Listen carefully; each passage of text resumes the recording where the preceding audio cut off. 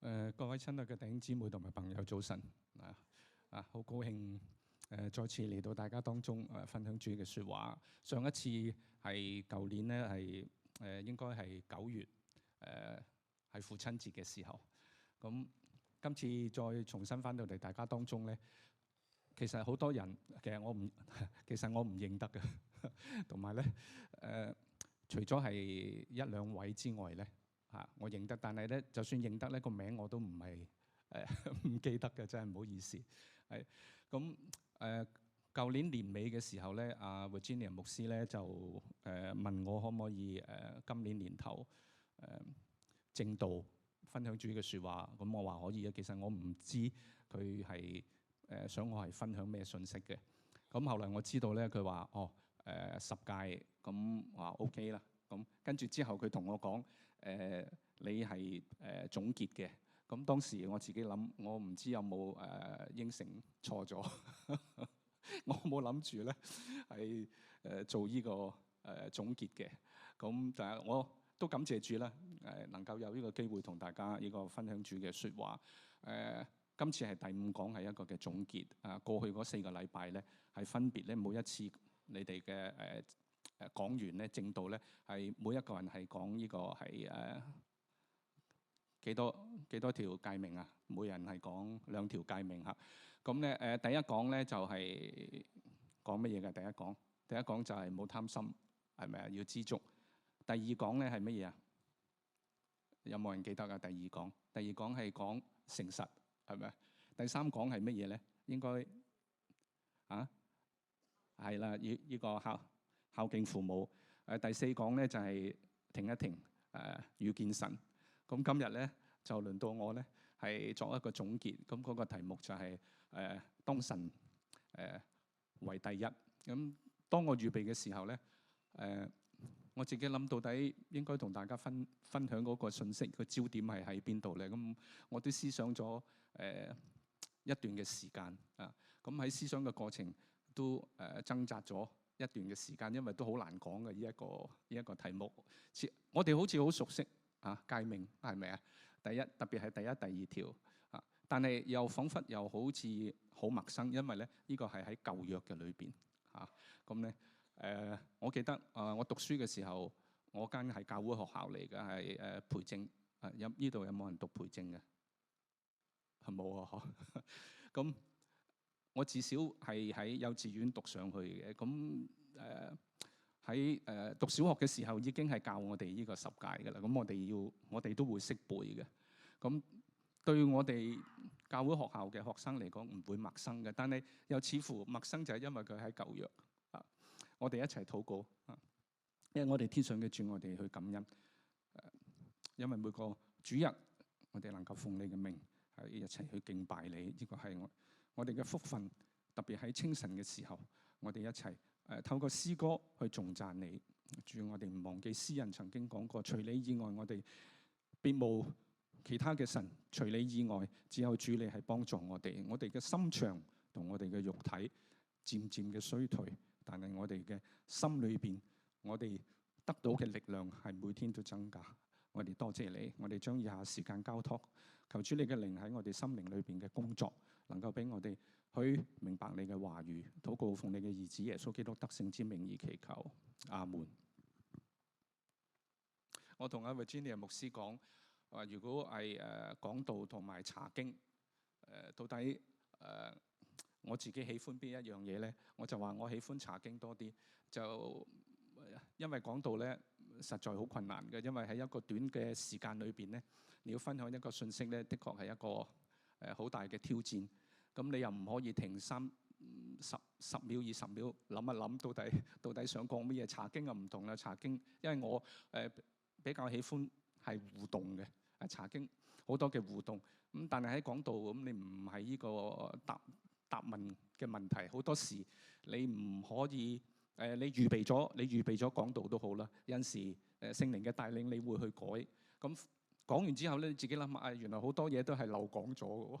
咁所以咧，講道其實係一個好大嘅挑戰嚟嘅。OK， 唔該唔該呢個技術組嗰邊多謝你哋。咁第一同第二誡咧，我相信大家都好熟悉嘅啦，就記載喺呢個出埃及記第20章第2到第4節啊。第2節咁講：我是耶和華你的神，曾將你從埃及地為奴之家領出來。第3節：除了我以外，你不可有別的神。第4節：不可為自己雕刻偶像。咁大家都好熟噶啦，除咗神以外，我哋唔可以有其他神。第二咧就係我哋唔可以咧係雕刻呢個偶像。咁喺呢兩節嘅經文裏邊咧，大家有冇留意到咧？當佢講你嘅時候咧，喺原本希伯來文咧，佢係呢個第二身，佢係男性，佢係單數嘅。我再講一次啊，呢個你就係第二身男性單數。其實呢個誡命係呢個普世性嘅，咁但係點解佢特別係用呢一個男性單數嘅形式係嚟到去表達咧？應該講係你們啊嘛，啱唔啱啊？點解佢對住全個以色列民嚟講啊嘛？點解佢講你而唔係你們咧？大家有冇諗過，當讀聖經嘅時候，點解咁特別嘅咧？點解講你仲要係男性啊？咁姊妹請問你需唔需要遵守咧？因為呢度指嘅係男性嗱，呢個好特別㗎。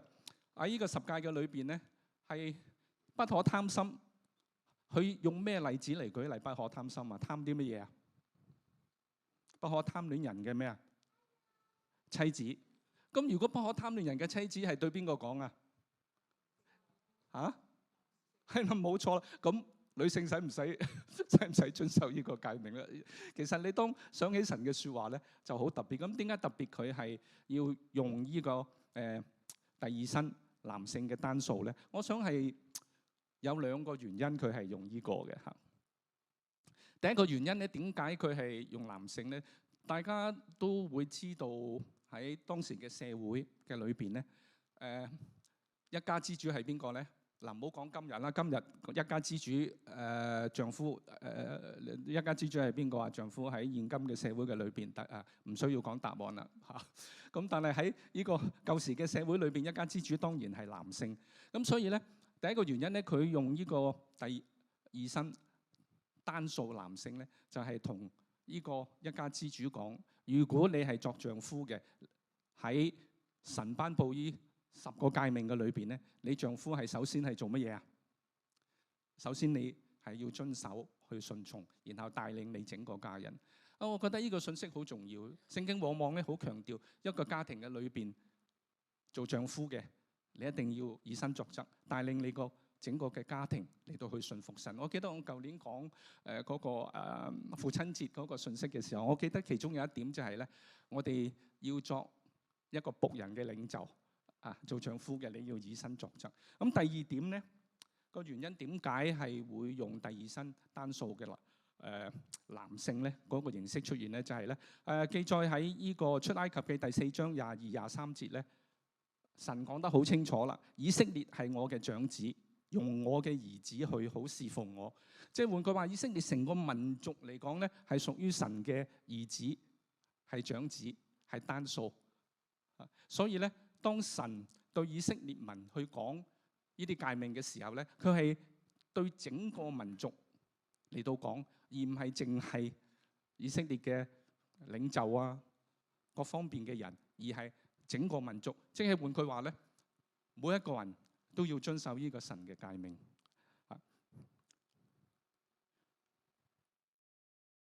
既然神頒布呢個誡命，佢同以色列民講：你係我嘅長子。當我哋去睇呢個誡命嘅時候咧，我哋應該去明白，其實如果以色列民係呢個神嘅長子嘅時候，咁佢係邊個啊？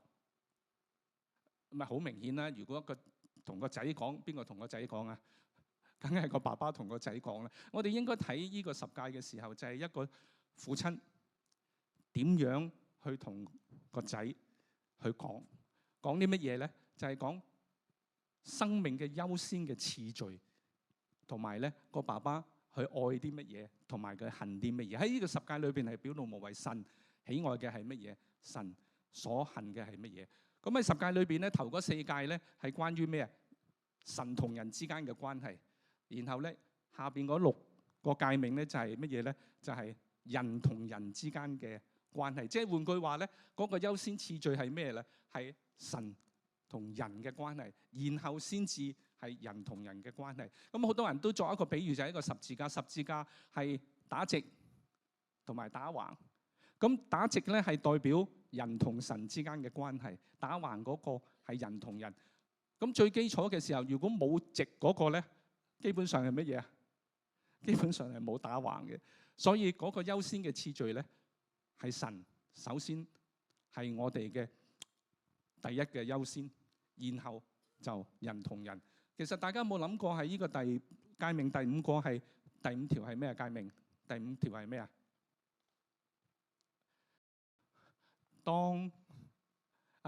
當孝敬父母。喺人同人之間嘅關係裏邊咧，就好奇妙喎，就係擺咗係乜嘢先啊？當孝敬父母。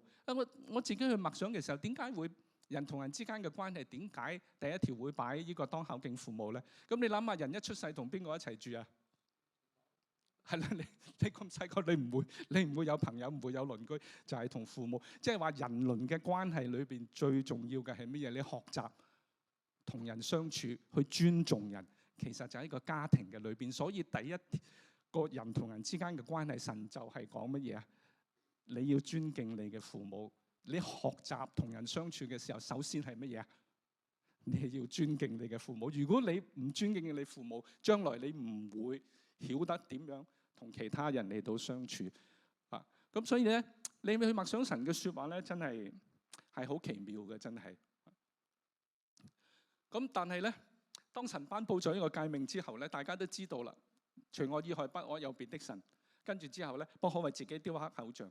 咁但係咧，冇幾耐咧，以色列人做乜嘢啊？就違反咗呢2條嘅誡命。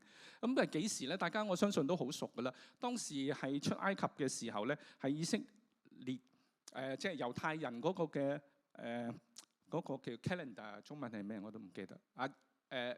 日曆啊！日曆嚇，個日曆嘅裏邊咧係即係第1個月。咁咧佢哋嚟到呢個西乃山咧嘅時候咧，大家諗下係過咗幾多時間去到西乃山咧？第一次去西乃山其實就係大約兩三個月嘅時間。但係你去諗到2-3月嘅時間，佢哋經歷過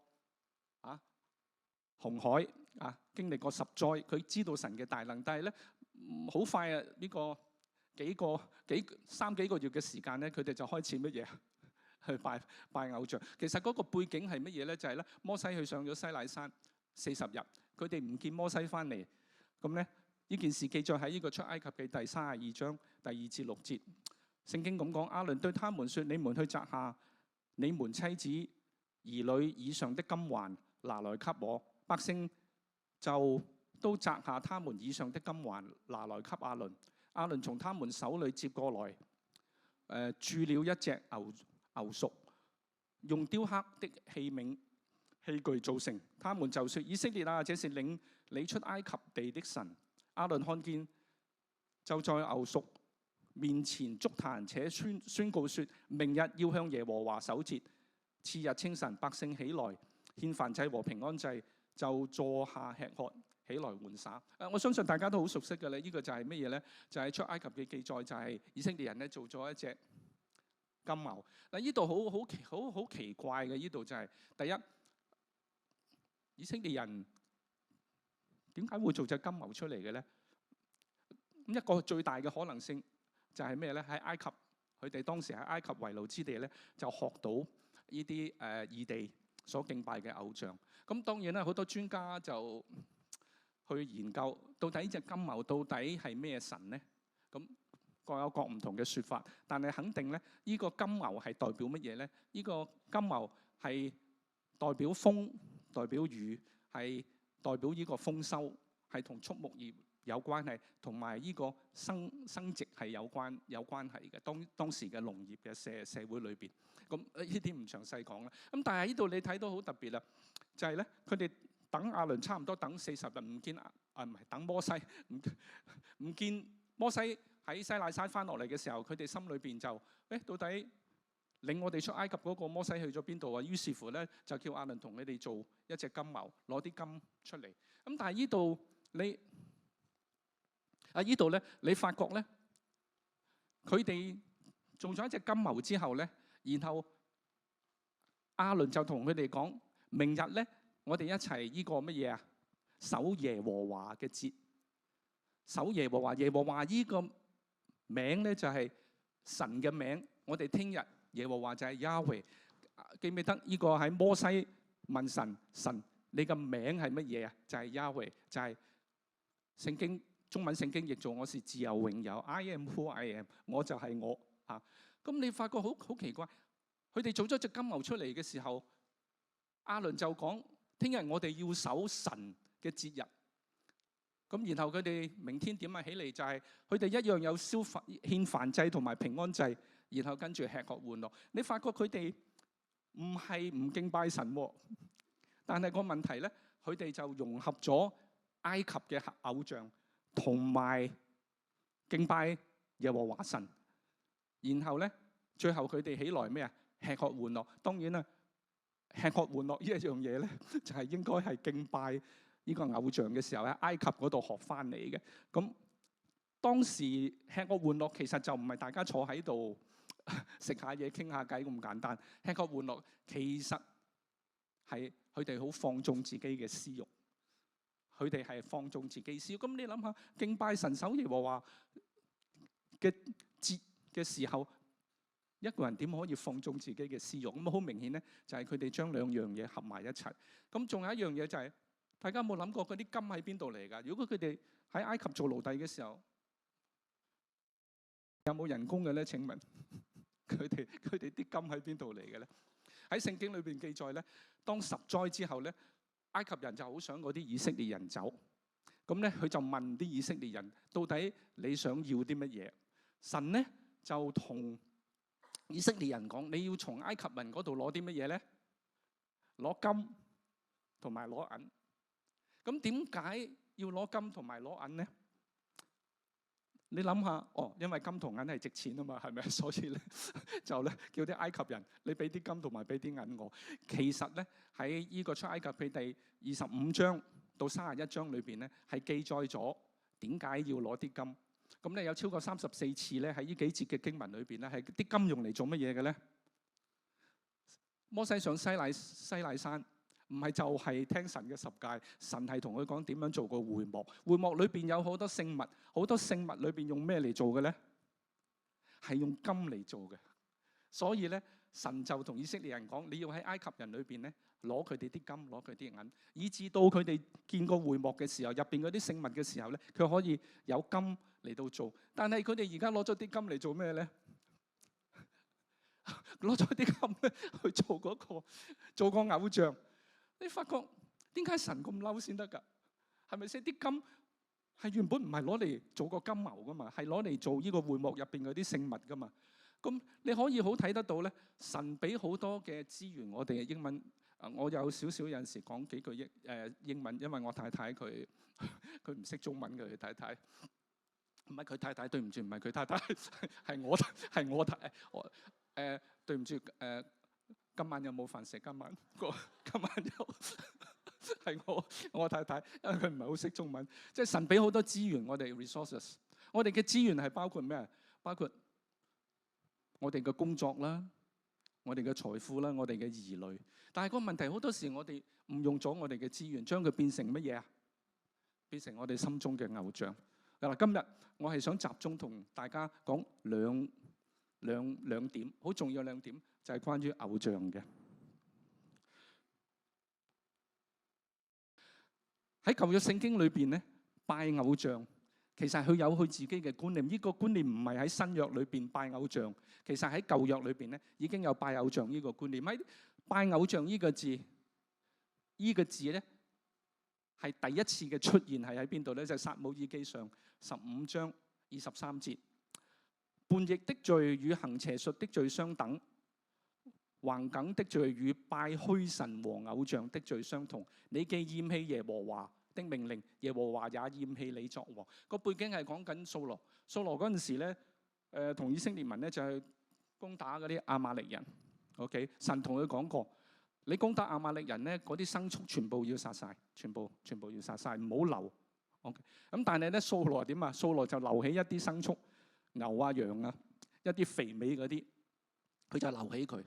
佢仲借藉口，點解佢要留起佢啊？哦，我想呢個獻祭俾神。咁撒母耳知道之後就話：你咁樣做係錯嘅。呢件事上邊咧，撒母耳講：你咁樣做等同係乜嘢啊？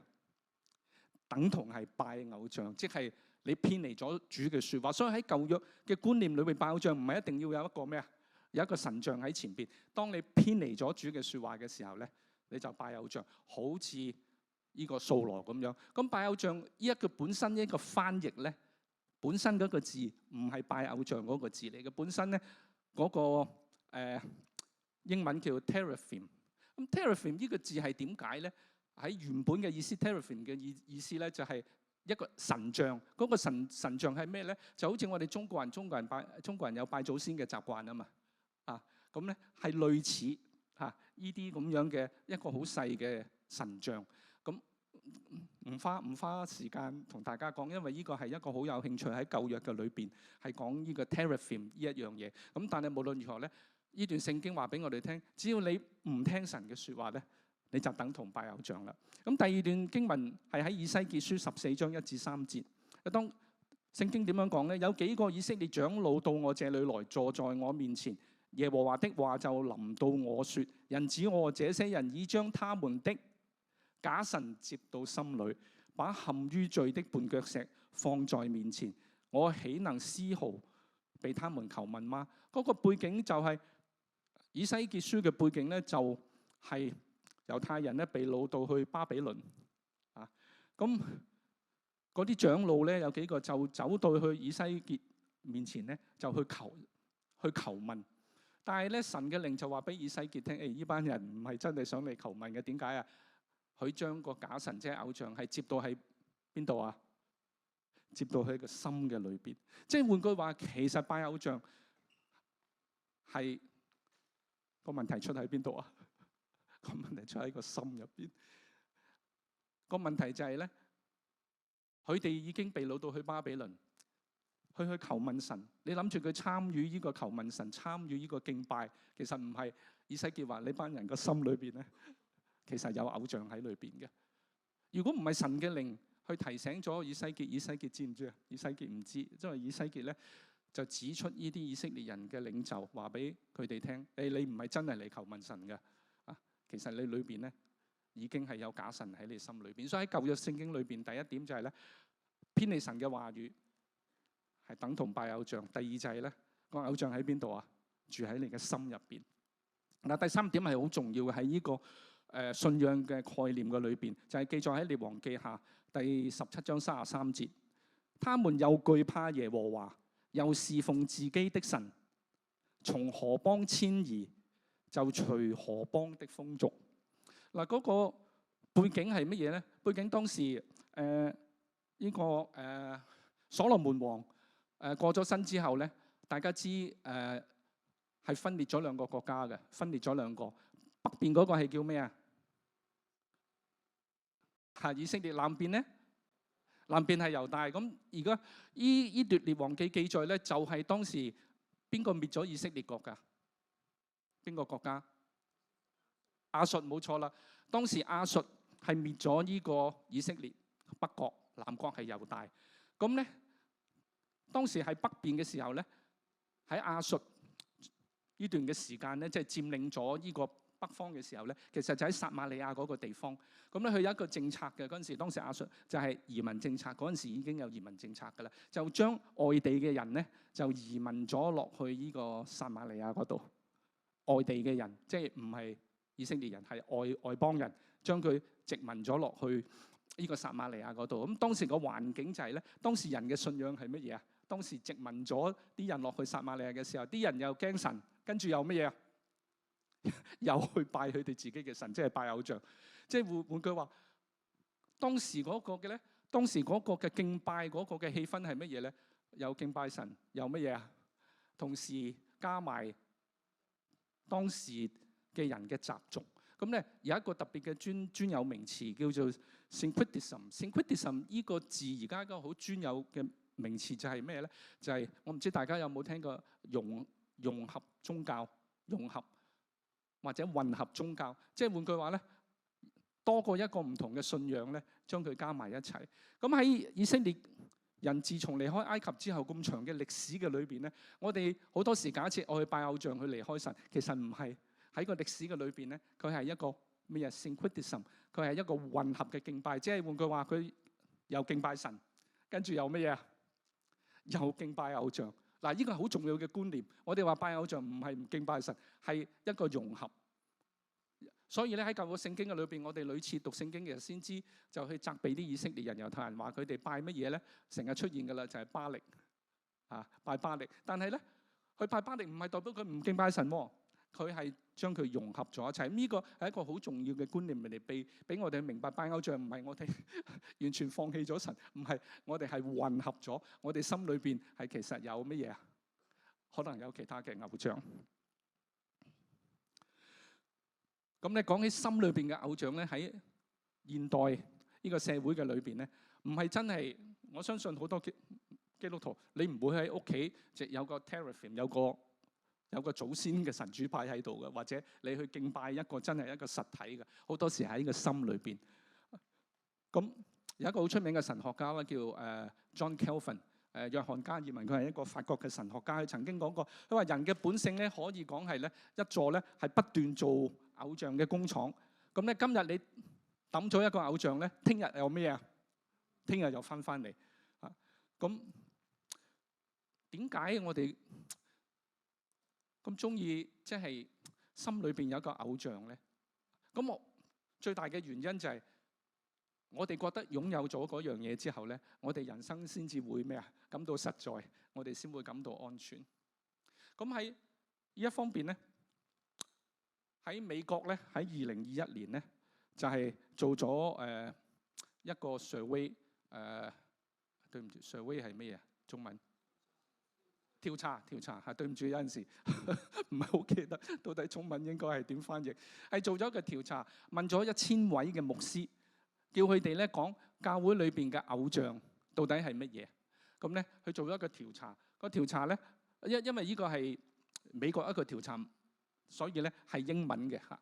咁咧頭嗰3樣係咩咧？第一就係咧舒適嘅生活，第二就係要有安全感，第三就係錢。你諗下，呢3樣嘢其實係乜嘢啊？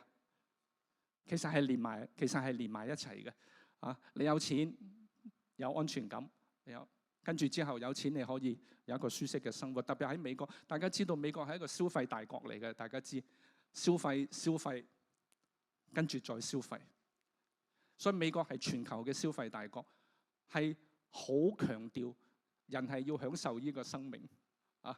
盡你一個人生裏邊享受。係消費再消費，係好講呢個安全感。冇咗錢，何來有安全感咧？我想同大家分享一個我自己嘅經歷。喺科網熱潮嘅時候，有冇人喺香港啊？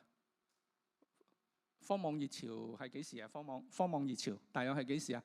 千禧年嘅時候，冇啊，全部已經喺澳洲噶啦，大家。咁咧，我嗰陣時喺香港工作，咁咧我係做資訊科技嘅，我係做 IT 嘅。嗰陣時我幫一間資訊科技公司去做嘅。嗰陣時咧，我係有3個任務幫嗰間公司嘅。第一就係幫公司改組。咁咧嗰陣時好流行咧，英文叫 BPR（Business Process Reengineering），業務流程重組啊。咁咧公司叫我去改組。咁你改組一定要有乜嘢啊 ？Power， 一定要有能力。你有能力，你想做咩都得。嗱，呢個係我自己嘅經驗嚟嘅，真係改組嘅時候咧，去改組係我心目中之中嘅藍圖咧。公司話我俾個權利你去改，咁我真係改組。咁結果咧，有啲同事走咗啦，即係我唔係因為一改組一定有人走。咁跟住我就引進翻我自己識嗰啲人咧嚟到翻入嚟我做緊嗰間公司，呢個權力。我第二個任務咧就係幫公司揾呢個策略性投資者，揾一個 strategic investor 叫做。咁點解咧？你點解要揾策略性投資者咧？就係咧公司嗰個財政，如果你揾個策略性投資者嘅時候咧，你公司個財政會穩健嘅。呢個係乜嘢？呢個係安全 security。咁我就幫公司引進咗一間上市公司嚟到投資落嗰陣時，我做緊嗰間公司。第三個任務比較大啦，就係幫公司上市嗰陣時，幫公司。咁你幫公司上市嘅時候，一切都係點解要上市啊？咁上市當然啦，即係好多人好多好漂亮嘅原因啦嚇。咁但係其實講到底係為咗乜嘢咧？白母，你講得啱，真係老人家嘅智慧真係。其實嗰陣時我唔係咁講，唔係為錢嘅。不過其實係錢。咁咧三樣嘢：權力、安全感同錢。嗰陣時咧，因為你要上市咧，你要揾好多策略性夥伴 （strategic partner）。嗰陣時咧，我記得喺國內裏邊揾一個好大型嘅資訊科技公司。咁當然啦，唔方便講啲名啦嚇。咁係馬來西亞咧，曾經係同一家私人銀行 （private bank） 嚟到建立一個合作嘅夥伴。我記得嗰陣時，就算喺呢個韓國係一啲好大型嘅跨國嘅公司，係同佢建立呢個嗰啲係真係跨國公司，係好大嘅。咁大家都知道韓國有幾多跨國嘅大企業啦，即係大家啲家庭用電器啊，咁我唔方便講名啦，都係嗰幾間嘅啫。咁同佢哋組織一個所謂策略性嘅聯盟，唔單止咁喺一啲美國有啲美國公司啦，咁同埋喺香港特別係政府都去建立。咁嗰陣時上市其實同而家個概念一樣。而家大家知好講一個咩數據中心。嗰陣時咧我哋上市嗰個嘅概念就係咧係做數據中心，其實已經係有生意係運作緊嘅啦。嗰陣時係一個模式咧，係一個數據中心。我唔知大家有冇人做 IT 嘅呢度？我得我一個咋。嗰陣時咧就一個模式叫 SaaS Software as a Service， 即係換句話咧，即係好似而家咁，即係你俾月費嚟到買一啲服務。嗰陣時就係已經係嗰個年代嘅時候。而家講翻都好耐㗎啦，真係20幾年前係做呢啲嗰陣時。咁嗰陣時我自己工作好忙，真係好忙工作，每日都同錢係接觸。喺一個金融嘅世界裏邊，我要同大家講，錢都係只係一個數目字嚟嘅啫，真係一個數目字嚟。你覺得多咗一個零，你開心啊？如果你係銀行戶口，大家唔使怕醜嘅喎嚇，多咗個零開心啊？可以，梗係開心啦。係啦，哇！咁如果再多一個零咧，哇，好嘢啊！咁但係喺金融嘅世界裏邊咧，永遠唔足夠，越多零就係越好。嗰陣時我嘅環境，工作嘅環境就係圍繞住權力、金錢同埋安全感。嗰陣時我好少時間同我太太一齊，因為好多應酬、好多會要開。當時夜晚嘅時候，咁我係一個基督徒嚟嘅。當時我自己苦心自問，到底我人生到底我追求啲乜嘢咧？我喺內心嘅裏邊，每日好繁忙。我記得建立咗好多唔同嘅策略夥伴之後，個心滿足嗎？個心唔滿足。你想係乜嘢啊？你想更加多？你想更加管乜嘢啊？管更多嘅人。我記得嗰陣時好繁忙，有啲你根本管唔，你根本係冇可能去管得到，但係你仍然係好想有多嘅權力。咁傾上市嘅時候，一定有個銀碼噶嘛。你發覺當初你諗嗰個銀碼同之後嗰個銀碼，哇，原來爭好遠。即係換句話咧，你以為一個零夠啦？唔係，兩個零夠唔夠啊？唔係，越多零越好。我舉一個例子，當時有一個策略性投資者，咁啊唔方便講上市公司嗰啲啦。有一次我哋開會，佢遲到咗嚇，佢就係朝頭早嚟㗎。我記得佢話對唔住，佢係一個年輕人嚟嘅，係好年輕嘅啊。咁對唔住，因為我係要簽約，所以咧遲嚟咗講我哋自己公司上市嘅嘢。咁佢講咁我順口問下啦。我話你遲到咗嗰個約，大約銀碼幾多？冇乜幾多啫。咁即係幾多？冇乜。佢話嗰個約1億講緊20幾年前1億，佢好後生嘅20幾歲嘅啫。咁當時我自己聽到咧，我自己嘅心裏邊咧都冇乜感覺。點解啊？因為都係數目字嚟嘅啫。咁我唔長啊，仲有一樣嘢我想分享俾大家，就係咧我係當時係去 ICAC 飲過咖啡嘅嚇。唔係我貪污嚇，唔係我係被邀請去 ICAC 協助貪污嘅調查。當時我係工作嘅我再講一次，唔係我貪污嚇，唔係我係協助調查係關於貪污。我嗰陣時就係生活喺咁嘅環境嘅裏邊，但係回望一切已成為歷史。我感謝主，我翻咗嚟澳洲。我幾時翻嚟澳洲啊？我太太幾時啊？2010年我翻咗嚟澳洲。我人生嗰個優先次序，全部將佢係再一次嘅排列。神係我首位，我心中係唔再有偶像，一切嘅權力、一切名、一切利，唔喺我嘅心入邊。我好感恩，我同我太太翻咗嚟，特別係我自己，我單一嘅係敬拜神。呢個係我自己生命嘅經歷。好坦白，權力真係乜嘢啊？好能夠令你有滿足，因為你想做咩做乜嘢。我記得嗰陣時有一個同事走嚟問我：點解你唔加我人工㗎？因為我唔係好中意佢。即係你有嗰個權力嚟到滿足自己嘅心。你有錢可以做咩啊？哇！有嗰陣時全部出公數㗎，我全部出公數。你會好開心。錢係咩？錢係一個數目字嚟嘅。我想分享俾大家聽，你心目之中每個人有唔同嘅偶像，可能係你嘅兒女，可能係自己嘅家庭，可能係你覺得自己能力好出眾，或者你自己就係自己嘅偶像。你個人係英文叫好 selfish， 好自私嘅一個人。你乜嘢都係諗自己，你自己就係你自己嘅偶像。因為時間我繼續落去，因為喺呢方面真係好多同大家分享。呢個喺呢個特別係權力金錢嗰方面，我自己所經歷過同埋我親眼所見過呢啲權力金錢所帶嚟嘅影響係乜嘢？咁第二個偶像咧，我講而家一個好熱門嘅話題咧，就係人工智能AI（Artificial Intelligence）。咁 AI 到底係一個工具啊？其實抑或係一個偶像嗱？呢個好好嘅問題，可能咧上咗真係唔好用呢個字，上咗年紀嘅啫。應該用一啲咩字好啲咧？一啲長者係啦。可能長者就 AI 都係唔係好關我事。咁啊特別係對年輕人。年輕人，你離唔開呢一個 AI， 你每日都係用緊呢個 AI。咁我想去帶出就係 AI 到底係工具啊，抑或係偶像？大家知 AI 嗰個發展真係一日千里，係你唔相信嘅。我特別講咧就係 AI 嘅聊天機械人，就係 chatbot 啊。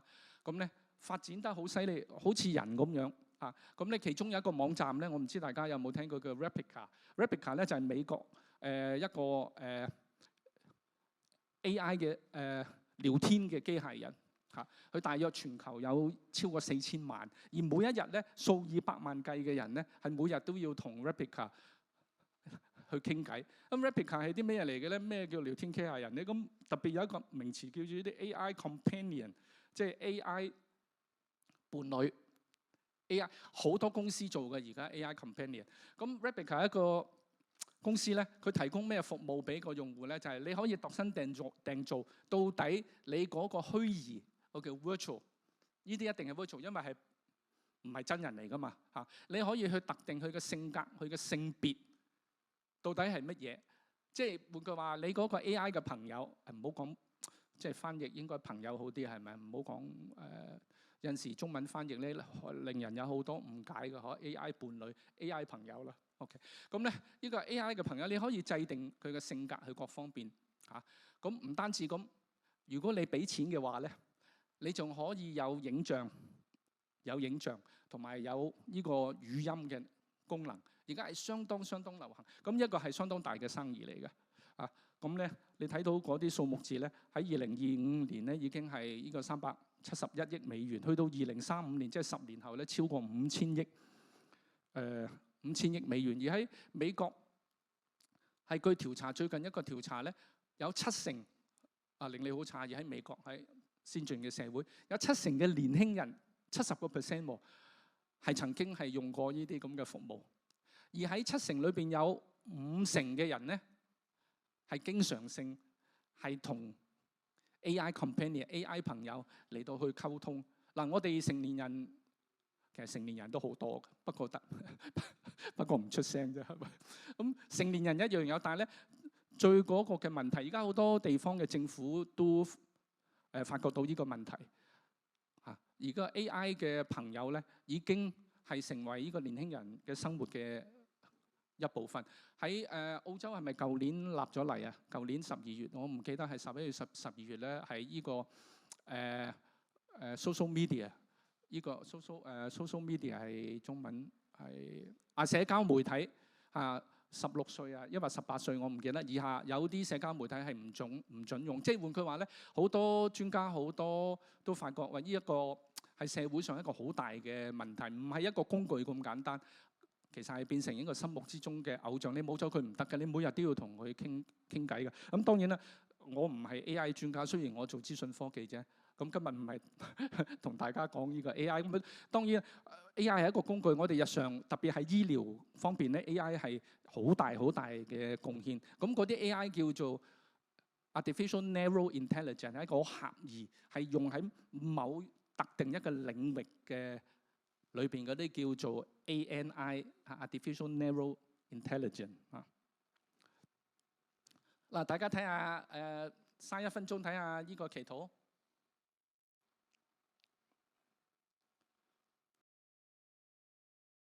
唔錯嘛，寫得冇反應，大家睇緊嗱，呢一個禱告咧，我係喺 ChatGPT 嗰度打入去。我打咩咧？我話我想要一個禱告，就係咧第一同第2條誡命，我唔使就咁。當然我打英文，因為我唔識打中文嘅，我就話一個祈禱第一。第2個誡命2秒鐘出咗嚟，跟住之後咧，我話翻譯成為繁體中文，咁啊翻譯咗，咁就係呢段嘢2秒鐘出咗嚟㗎啦。呢段犀利嘛？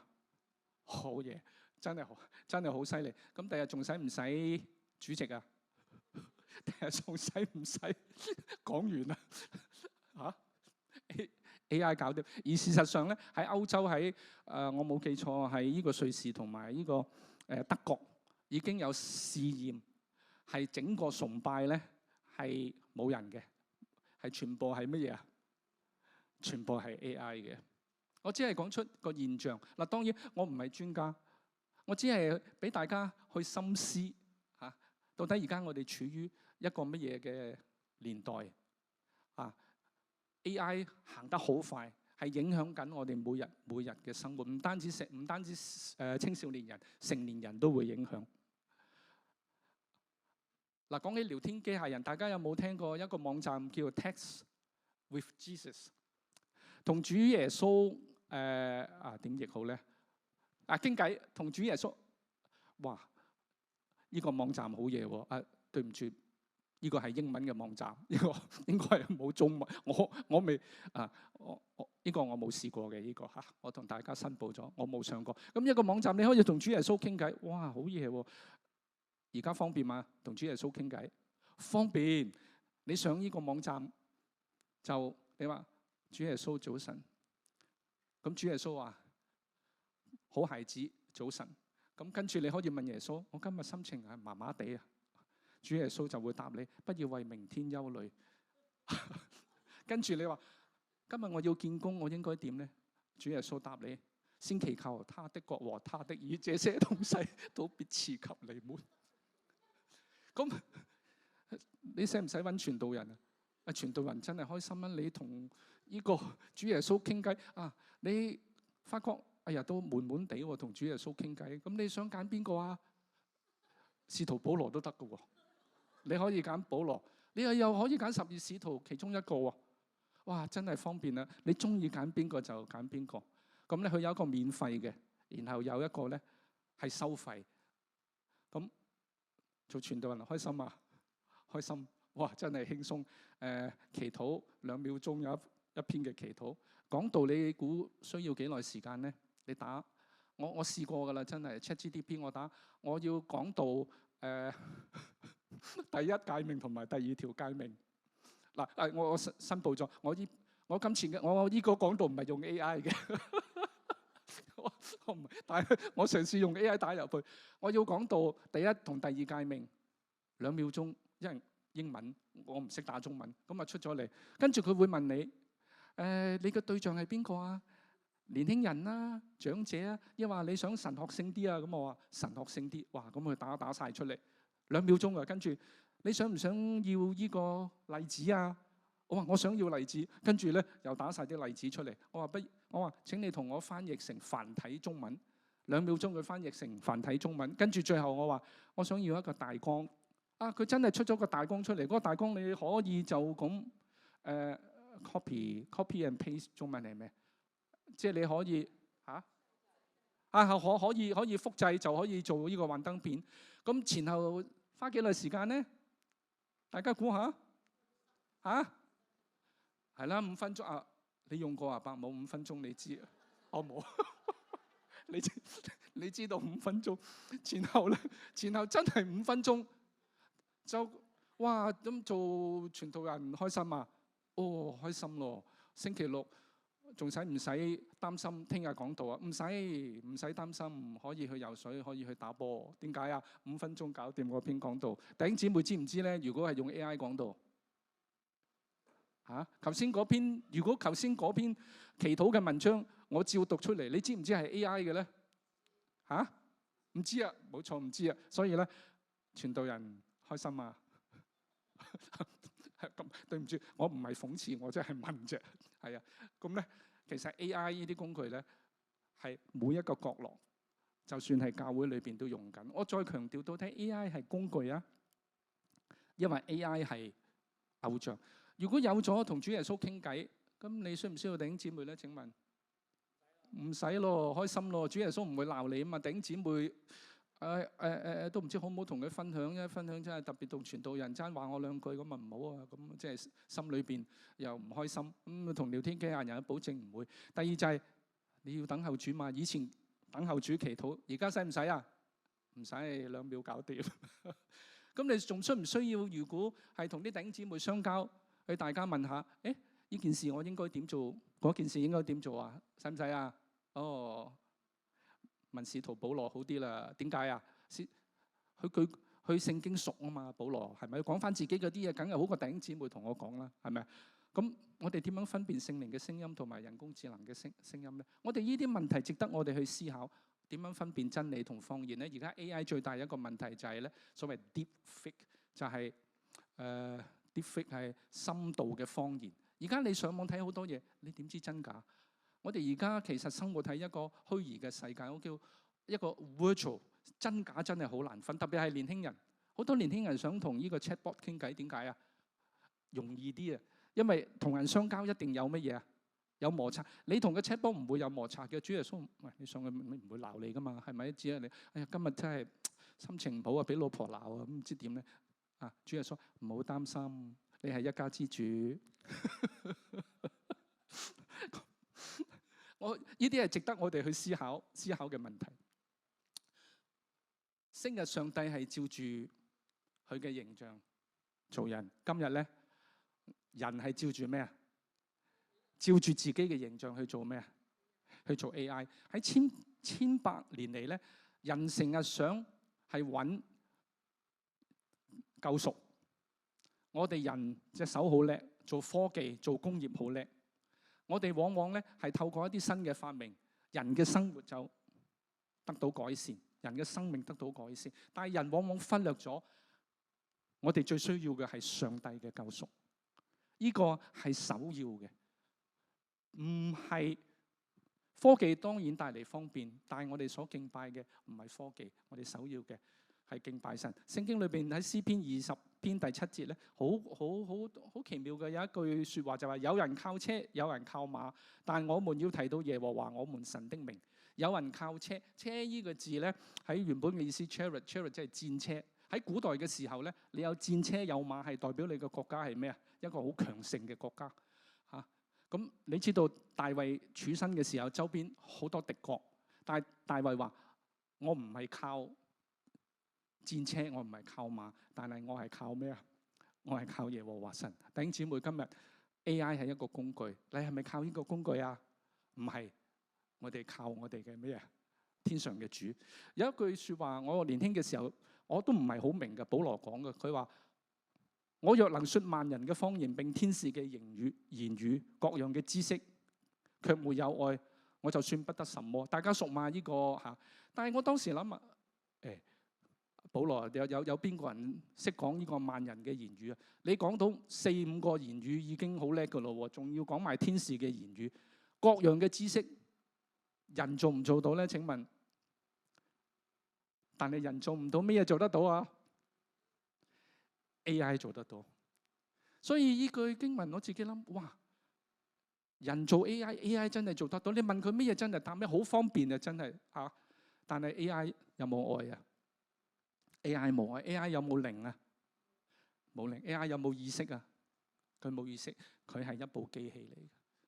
我哋唔好搞清楚，唔好當一個工具，係當咗係偶像。最後咧，我想同大家分享3節嘅聖經，我就停喺度。如果唔係 AI 咧，會越講越多嚇。大家有興趣可以知道 AI 嘅發展。喺未來嘅5年咧，應該可以進一步有啲叫 AGI， 叫做 Artificial General Intelligence。咁嗰個主流裏邊話5年咧，應該係特別係 Elon Musk。大家知邊個 Elon Musk 啊？就係呢個 Tesla 啊，嗰個創辦人。佢更加嘅樂觀。咁咩叫 AGI 咧 ？Artificial General Intelligence 就係話咧 AI 咧可以提升到去好似人嗰個嘅智力嗰個嘅水平。我再講一次 ，AGI 係未來5年可以提升到，即係換句話 ，AGI 可能同人係冇分別嘅啦，已經。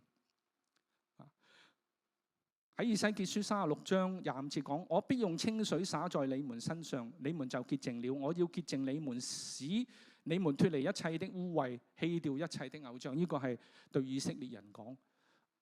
神將來係會潔淨佢哋嘅心，再唔係鐵石心腸，係一個肉做嘅心。神嘅話語係寫喺佢哋嘅心裏邊，佢哋會除掉佢哋一切嘅偶像。今日同樣，我哋仰望我哋嘅神。我哋除掉我哋心中嘅偶像。第2節咧就係記載喺撒母耳記上2章2節，只有耶和華為聖。我相信大家都知道為聖英文係 holy 啊。我哋中文有陣時讀到聖經就係咩啊？分別為聖啊。原本嘅意思就係分開。你記唔記得頭先我講以色列人嘅歷史裏邊，包括到今時今日咧，人好中意將所有嘅嘢係咩啊？聯合埋一齊啊 syncretism。但係聖經話，我哋係分別為聖，我哋唔好撈埋其他嘢一齊。最後咧就係主耶穌講嘅，佢受試探嘅時候，路加福音4章8節，單要侍奉他。咩叫單要啊？唔好夾雜其他嘢，唔好夾雜其他嘢，係只有主耶穌係住喺我哋乜嘢？係住喺我哋嘅心裏邊，我哋一齊禱告。因為親主，我哋感謝你，你嘅話語係我哋路上嘅光，腳前嘅燈。詩人話：你嘅話語何等嘅甘甜，你嘅道係真係奇妙。主，求你教導我哋每一個人係喜愛你嘅説話，願意我哋一生係追求你，別無其他。我哋感恩，將以下時間交託俾你。多謝你俾我哋一齊敬拜仰望你，多謝你嘅話語鼓勵我哋。禱告奉你嘅兒子耶穌基督得勝之名而求，阿門。